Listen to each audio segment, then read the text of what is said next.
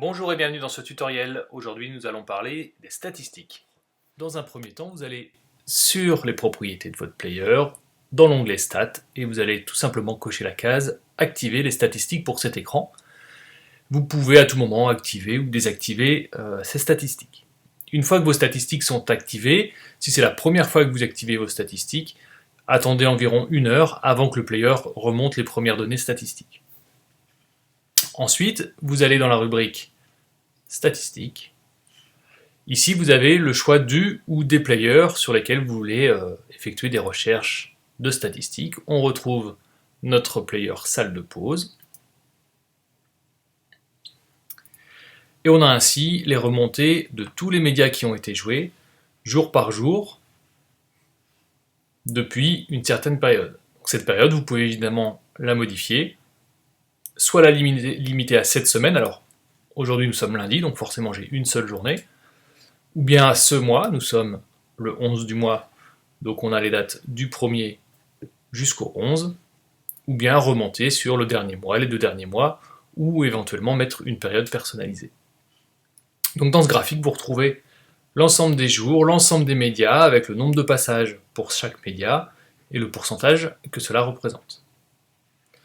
Vous pouvez également avoir une vision de synthèse, donc sur l'ensemble de la période, avec la répartition de chacun des médias par rapport à la période donnée. Dans les filtres, vous pouvez également décider de ne faire remonter que la zone 1 de votre découpage, 2, 3 ou 4, si vous avez un découpage en 1, 2, 3 ou 4 zones. Même chose pour la partie audio, vous pouvez décider de faire remonter ou non les infos concernant l'audio. Une fois que vous avez obtenu les statistiques qui vous intéressent, vous avez la possibilité de télécharger le graphique. Donc vous allez récupérer en l'état le graphique. Le voici ici. Il est ici sur fond gris puisqu'il s'agit d'un PNG, donc en fait il est en fond transparent. Vous pouvez ensuite intégrer ce fichier PNG dans n'importe quel document. Par exemple, si vous avez besoin de faire remonter des infos à certains de vos annonceurs, si vous êtes une régie publicitaire par exemple, ça peut être intéressant de faire remonter le nombre de passages qu'a eu votre annonceur pendant la période concernée. Vous pouvez également copier les données brutes, c'est-à-dire que vous allez ici cliquer sur le petit bouton copier les données dans le presse-papier, et ces données vous allez pouvoir les coller dans une feuille de calcul, dans Excel, dans un document Google Sheet ou autre. C'est le cas ici.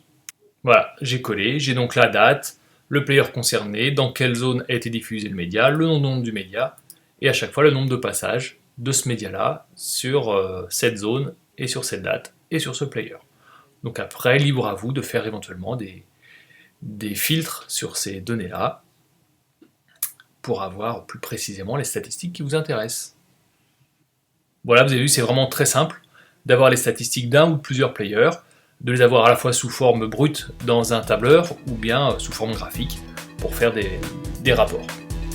A très bientôt pour d'autres tutoriels. Au revoir.